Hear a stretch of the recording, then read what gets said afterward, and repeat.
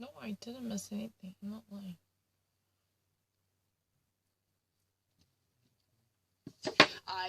Joe Biden right now has a 3.9% lead in the Real Clear Politics average in that state. You've got the president touring around Arizona. 2 MAGA rallies there today. Yavapai County, first 3 p.m. a MAGA rally, Prescott, Arizona.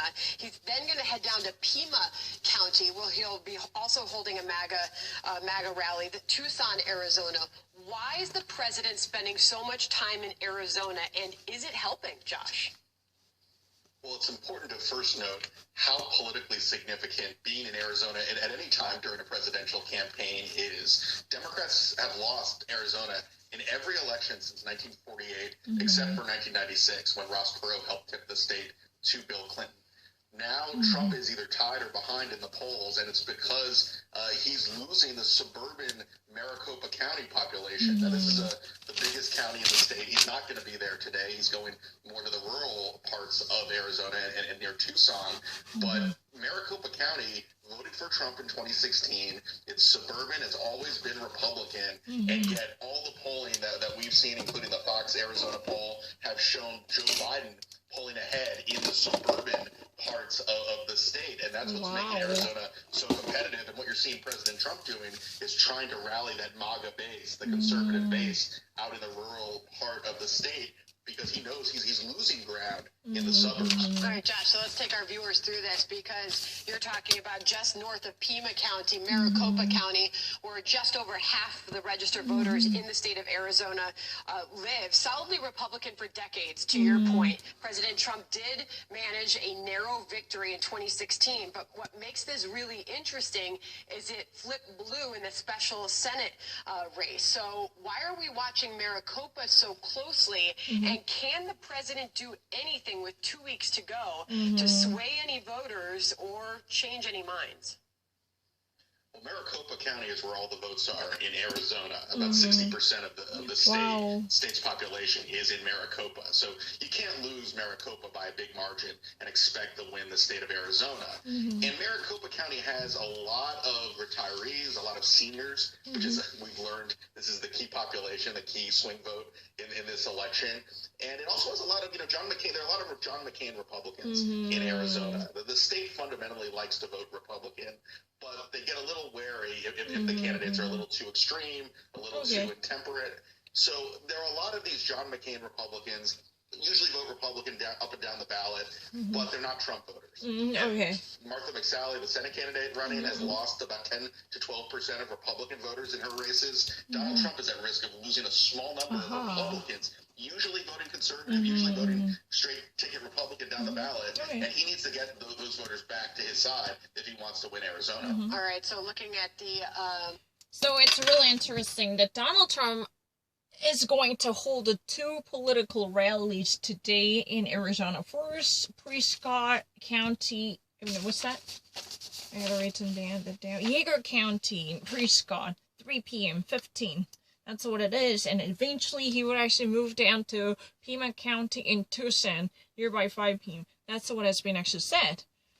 But the problem is, right now, Maricopa, he's not actually, performing really well. Across the state of Arizona, President Donald Trump is trailing Joe Biden behind by 3 percentile. That's really according to the Real Politics latest poll. At least, within the margin, that's a 3.9, like approximately 4 percentile. But the problem is, he's not actually doing really well in this gray suburban area across Maricopa. He's more like actually right now sounding he's a pitching point in the much suburban area, not really close to a near vicinity of Maricopa. Maricopa is really the greatest county, carrying 60 percentile of the Arizona's residents. So if you actually get beaten in Maricopa, there's no chance you would ever actually carry the state. You're not going to win in Arizona. That's not likely. But Maricopa is really the reason. But, within that greater area of Maricopa, Joe Biden is performing really well. But today, Donald Trump is penetrating into the deeper suburban area. Year County in Prescott, Arizona, and Pima County, Tucson, Arizona. Why? Because Donald Trump knew that he actually really need to carry them, win their hearts and minds over in order to at least have a greater chances to carry the Arizona. Arizona used to be in a very solid red. You probably noticed that.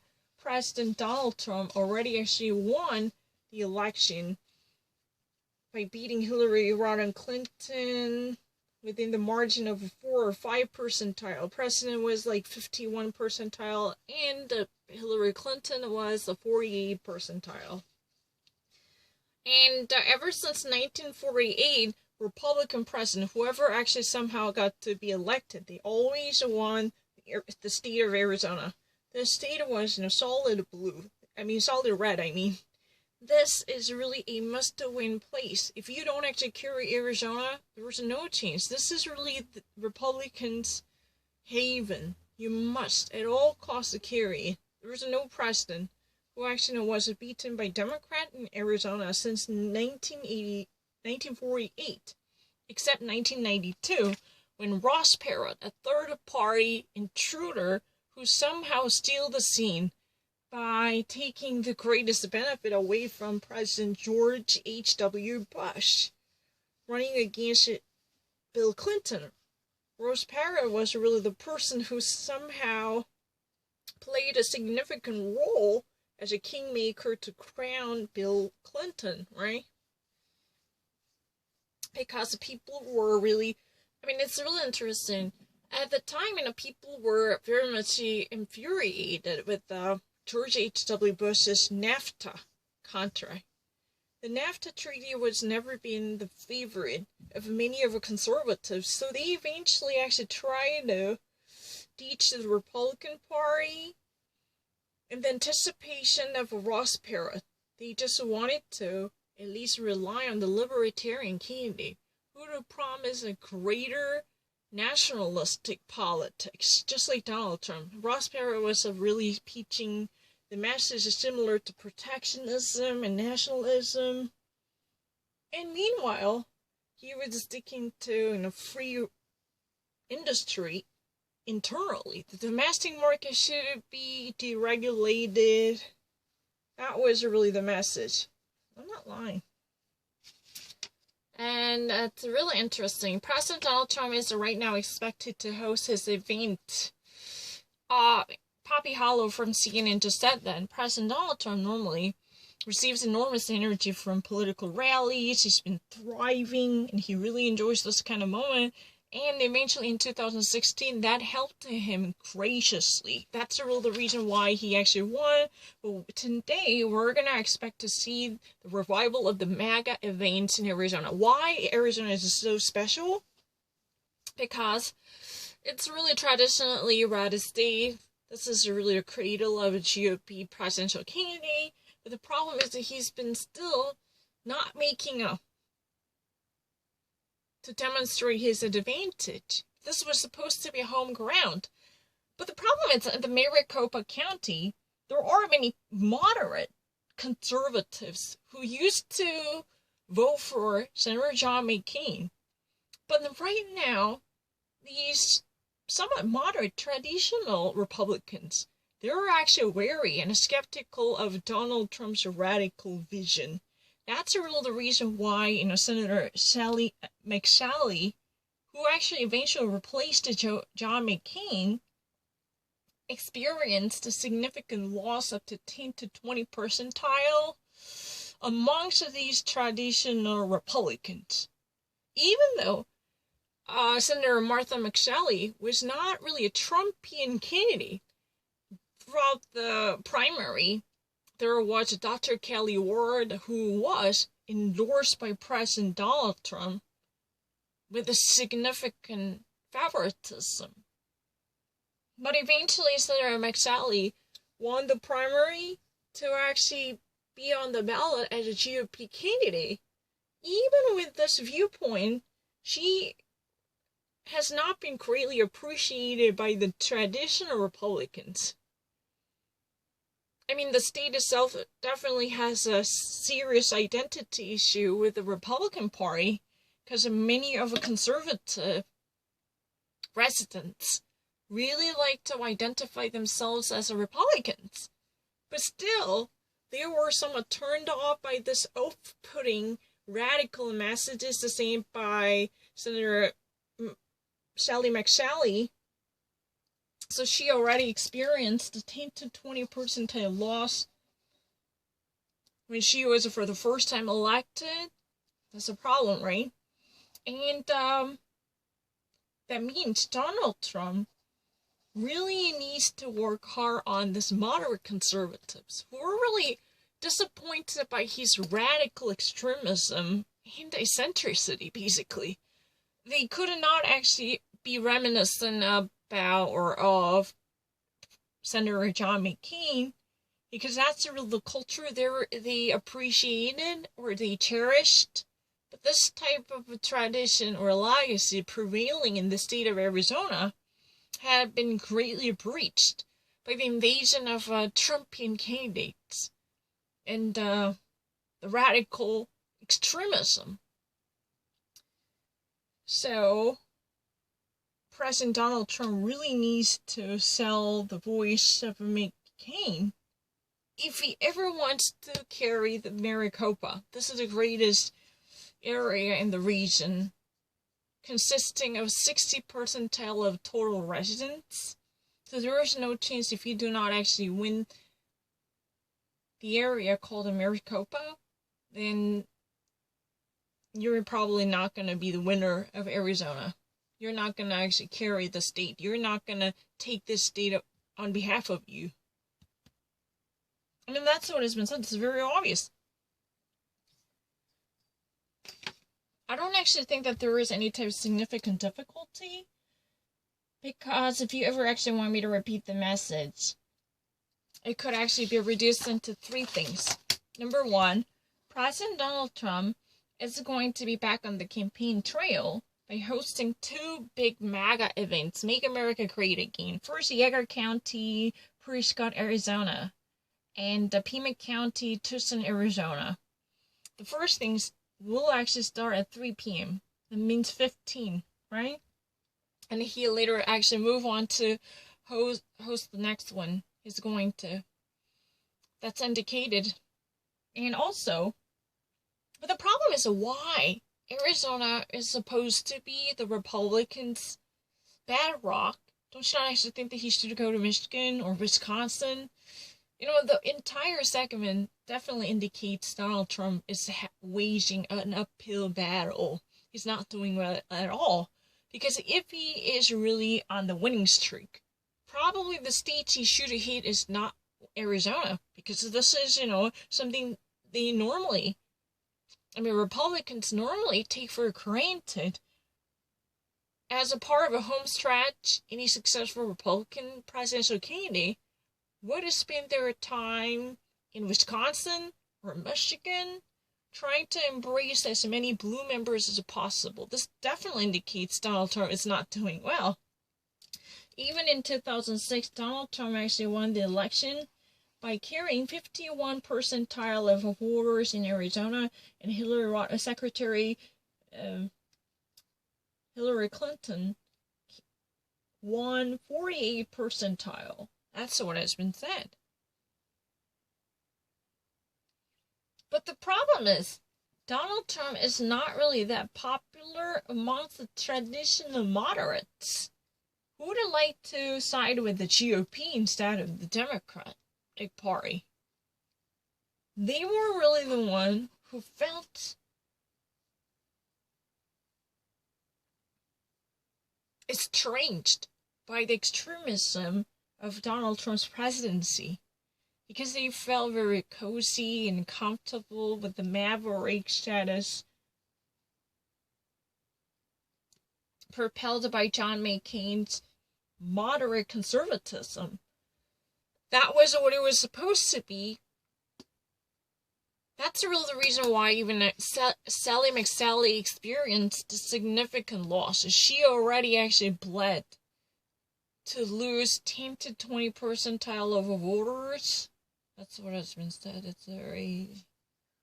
I don't understand, but you know what? I really think I have an allergic reaction to something.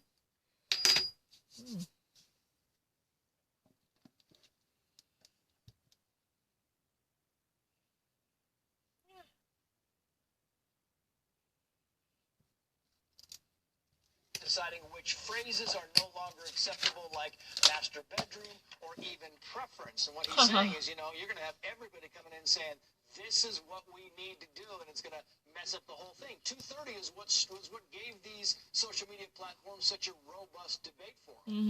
Yeah, that's you're absolutely right about that, as is he. And the interesting thing here is that, when you look at these social media companies and truly how left-leaning the employees are. I mean, the New York Post just came out with an article on Saturday detailing Twitter executives, employees, and what they even had to say about President Trump.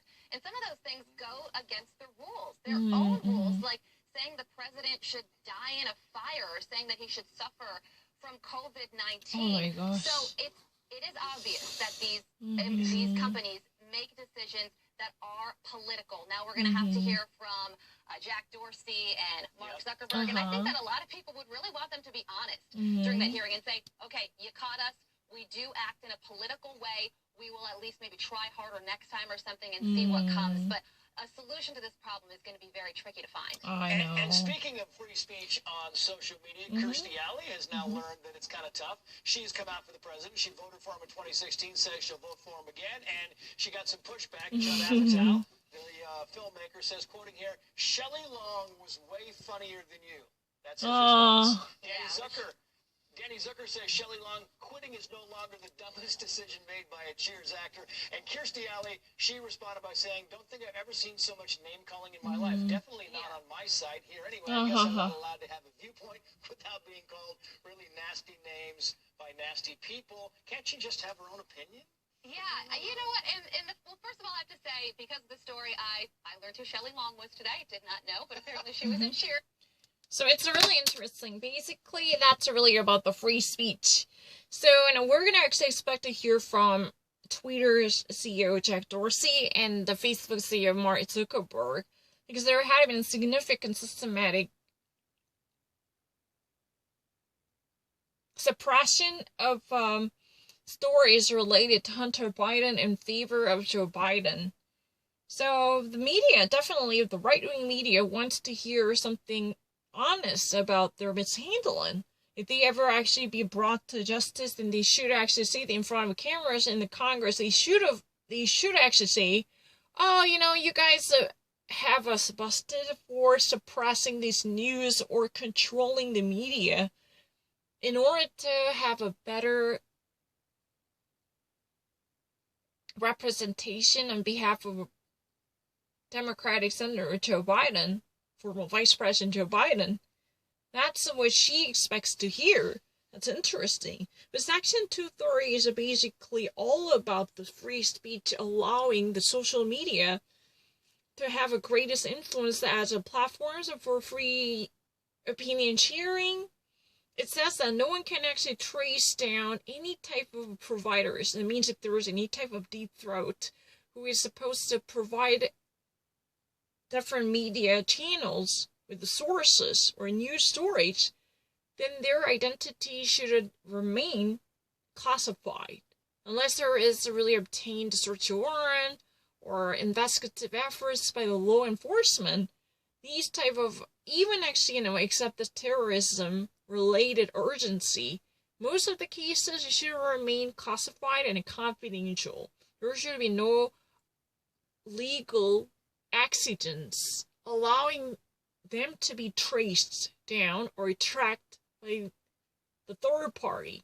Once there is a certain person who submits information, then this would be shared among different users on social networks.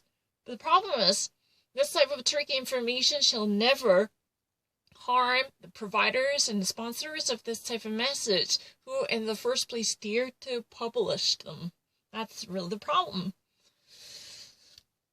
But the problem is there is a new report by the New York Post, right? This time it's from New York Post, Facebook and Twitter had been significantly engaged with tailoring the news reports related to the corrupted mismanagement of a Ukraine company and the serious engagement related to Hunter Biden.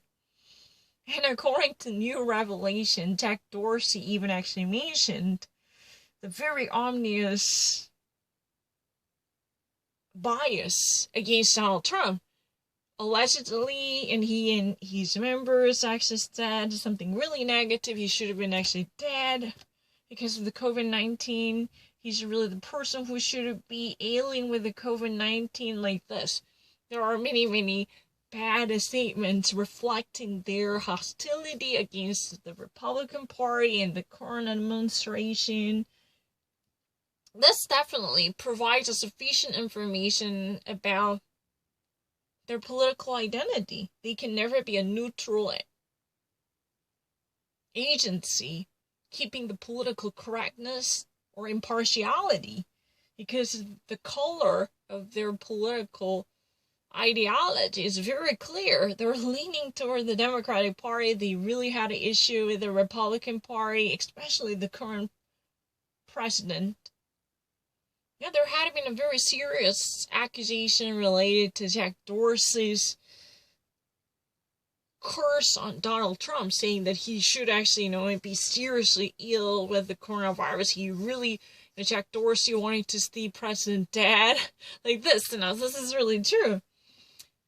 And, there was an actress, Kristen Alley, who just actually posted, another message indicating her support for President Donald Trump. She actually voted for President Donald Trump in 2016, and she again sent out a Twitter message saying that she's going to vote for Donald Trump again, and she's going to support him. And there was director Judd Apatow said that Shelley would be much funnier than you. You're really the greatest person who just actually made a farcical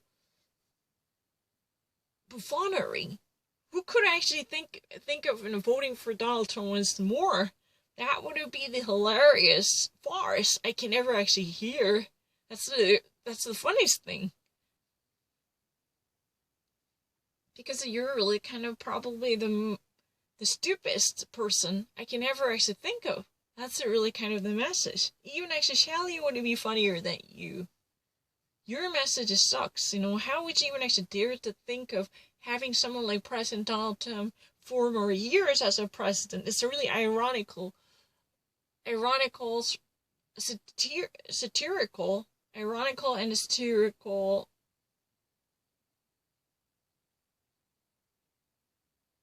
satire. I have to honestly say, what else can I say? Oh my gosh, I had a little blood. Oh my god, I didn't really notice it. Oh. What's going on? I don't know. I just had an itchy feeling, so I actually scratched it. Oh my gosh. Oh. So it's very funny. Kristen Alley, who actually had a history of supporting Donald Trump, she actually cast her ballot in 2016 for Donald Trump. She said she's going to do that again. So she's been actually, right now creating a stir up in the social network. Many people, including the director Judd Apatow, they actually came out to go against her, saying that she's really probably the strangest person one can ever think of. That's very interesting. Even Shelley would be funnier than you. That's really a total buffoonery. Right? Yeah, the very pejorative message underlying. How would you even actually dare to have that kind of person once more in the Oval Office as a leader of our nation? That's really the idea.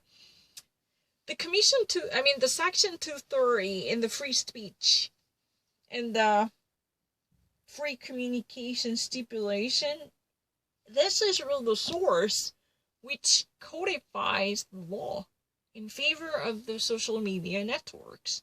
They can truly enjoy freedom because this type of a regulated rule guarantees absolute limitation on liabilities they should take over or undertake. If there's any type of litigious accusations, they can always make a recourse to this Section 230, Section 230, number 230, because no one should easily trace down whoever provides information, whoever actually submits classified information on the social network, which would be eventually disseminated by users.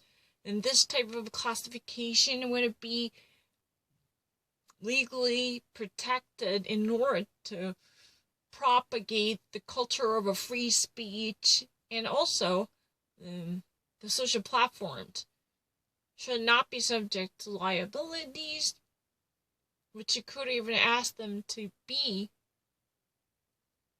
responsible for the content they spread. No, there is no single clause that would eventually hold them accountable for any publication that might not be immediately criminal.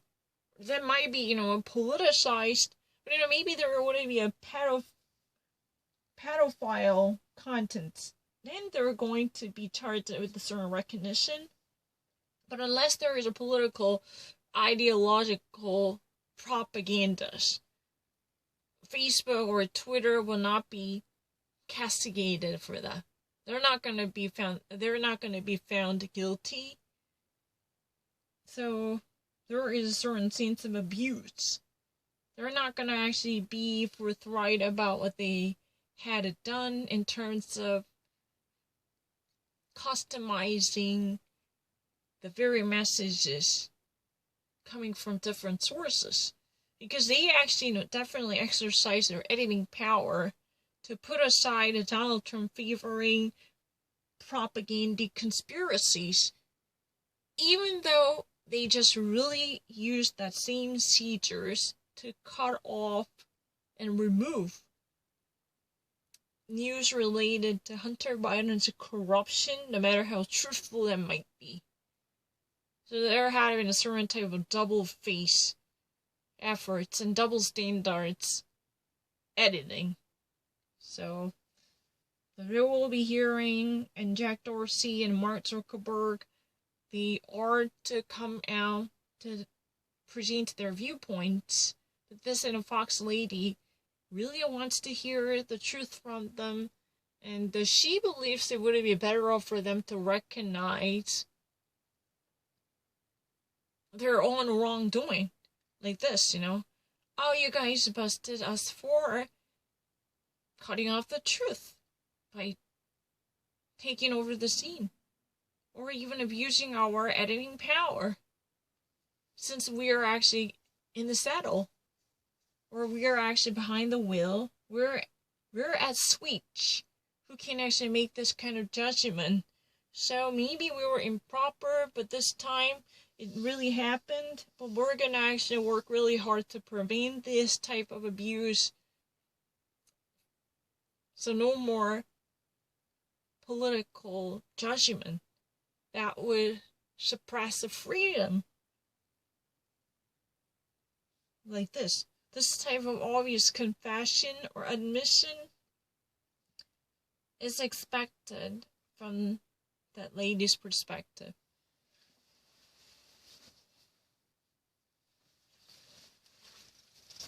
It feels so cold.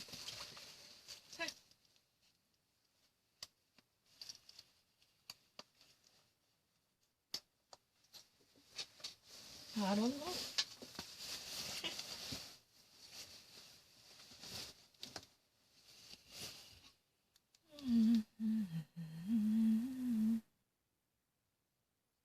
I can.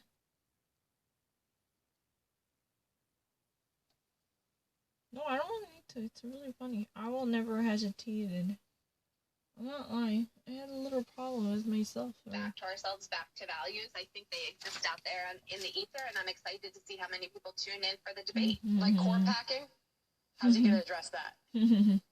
the same way that he has in the past, which is leaning very hard into what is it that's ultimately going to unfold over the next 2 weeks, and how can we find that middle ground for all of us. All right, we're out of time. Jen, I appreciate you coming on. Thank you. We'd love to have you back. Matt, thank you.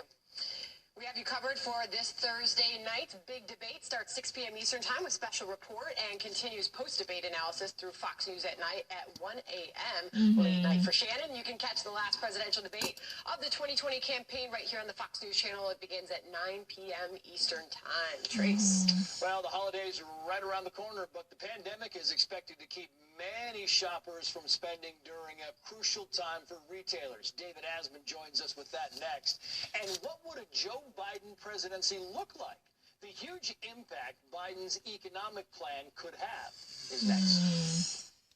Wow.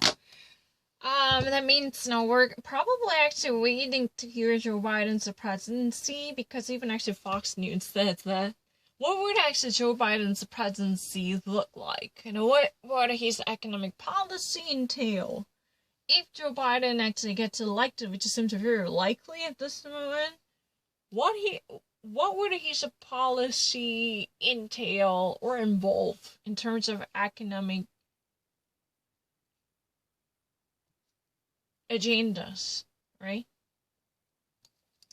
And the major holiday in the United States is just around the corner. It's on the doorstep. It's very imminent. However, due to the coronavirus, many of consumers are not going to open up their wallet to splurge on shopping.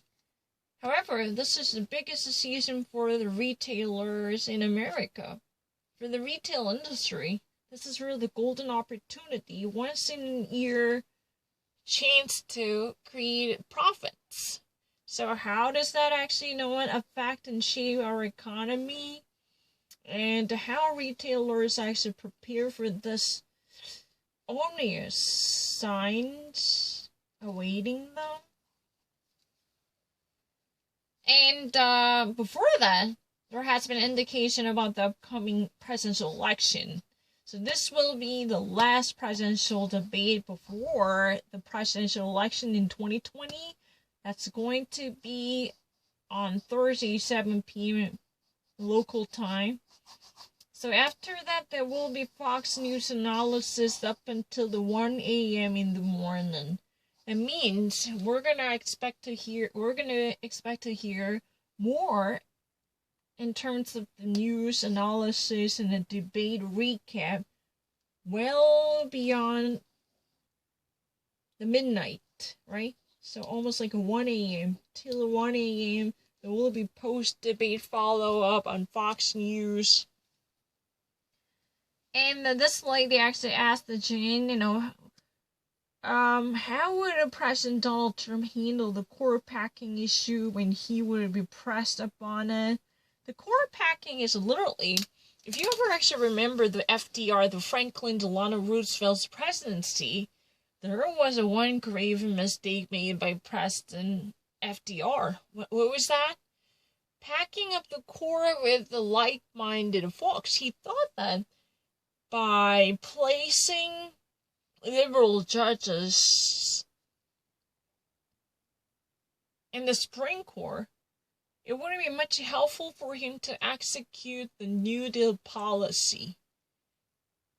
So many of the conservatives in the United States still really despise the fact that President FDR really wanted to exercise his executive influence to shake up the core.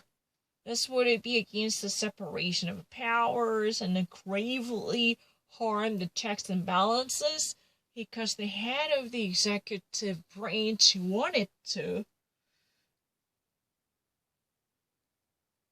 influence the judicial branch, even though the nominating power lies in the President of the United States. That's true. However, he actually somehow abused his executive authority to have a major toss-up in the Supreme Court by shaking the institution up and stacking it up with the people who would favor his policy. He was very desperate to go ahead with the economic policies which would promote the greatest benefits on behalf of Americans, but he was very frustrated to be blocked by the Supreme Court overriding his executive authority. He really wanted to remove any impediments getting in the way of his New Deal policy and economic recovery, because he was very hot on heels. He wanted to actually go ahead and improve the lives of the people in despair as quickly as possible. That's what FDR wanted to have. So he actually somehow extended his power by envisioning a radical change, not one at a time, but feeling of the position, not even a feeling of replacing many of the conservative judges with his like-minded disciples who might say yes to his policy. That was what it was about. But right now, Donald Trump is doing something similar. Donald Trump actually presented himself as a martyr of the conservative values. He actually somehow waged a crusader war in the realm of Roe v. Wade. He really said that he would definitely appoint a judge in the Supreme Court as a Supreme Court justice who is going to overturn the Roe v. Wade verdict. This type of ideological battle is very interesting because there has been I'm not lying. There has been no president who was this much close to the reversal of Roe v. Wade. The anti-abortion evangelicals were very desperate to witness the cessation of abortion practices in the nation. When President George W. Bush was in presidency, when he was in office, his evangelicals were very desperate. So they actually invented interesting notions such as a partial abortion. Partial abortion was non-existent as a term, but that was sensational enough to mobilize many of conservatives by successfully being engaged with the cultural and ideological war. But now Donald Trump, he really wants to portray himself as a pillar and beacon of conservatism, even though he once upon a time was seen as a pro-choice, just like Mitt Romney. But now he really actually said that he's going to move heaven and earth to appoint any justice who would actually say yes to the reversal and the repeal of the Roe v. Wade. That was passed in 1973, right? So we've already had a long history. But this type of audacious reversal trial is something new. There had been significant challenges. So President Donald Trump is a serious, he's been engaged with reshuffling the court's pendulum and ratio. So 5-4 cases would be like now 6-3. If this pendulum leans toward the conservatism, then it would be a matter of time to see the obliteration of the Roe v. Wade's validity. So Donald Trump is stoking a sense of agitation and a fervor amongst evangelicals and the conservatives were very, very dying to see this day to come as what it is.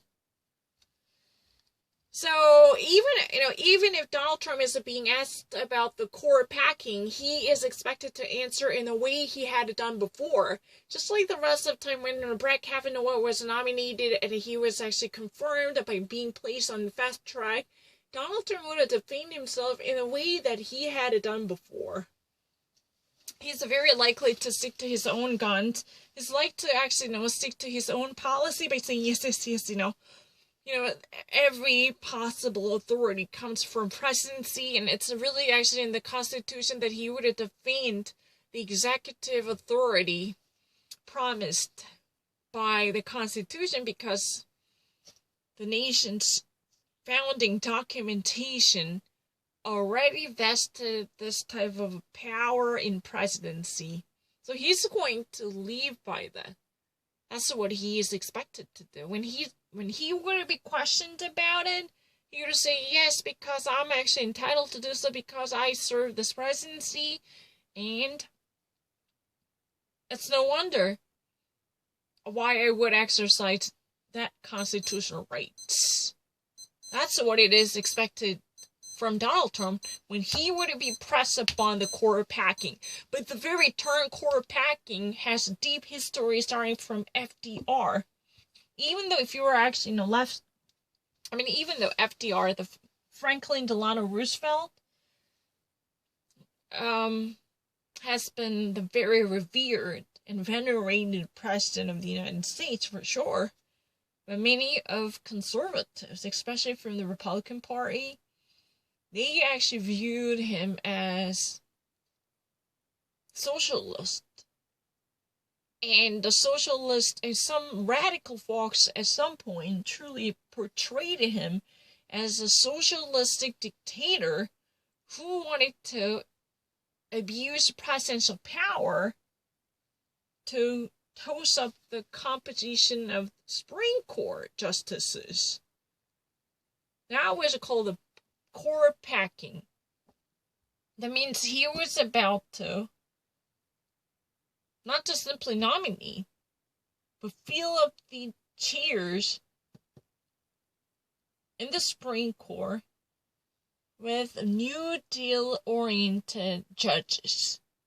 It means any judges who might actually approve his policy in favor of the administration, then he would actually give them a greater chances to be nominated and eventually confirmed. So this type of reshuffling of the Supreme Court was at the time called court packing. Literally handpicking and curating your ideological apostles and disciples to carry the torch of the New Deal policy. That was the origin of court packing, if my understanding is correct. So many people who really appreciate the free democracy had a little issue with FDR's authoritative influence, because the nation was facing unprecedented nightmare coming in and outside the nation. The World War II calamity was banging on the door of the United States. Definitely Pearl Harbor sudden attack was not really a random event, right? And also, the Great Depression created hundreds of millions of unemployment. That was really the issue. So he somehow enjoyed a very lengthy presidency composed of 4 different terms, and before that there had been no amendment, but finally after his presidency, the legally stipulated term limitation was adopted. That was at the time, is it a 20th amendment or 21st amendment, the term limitation?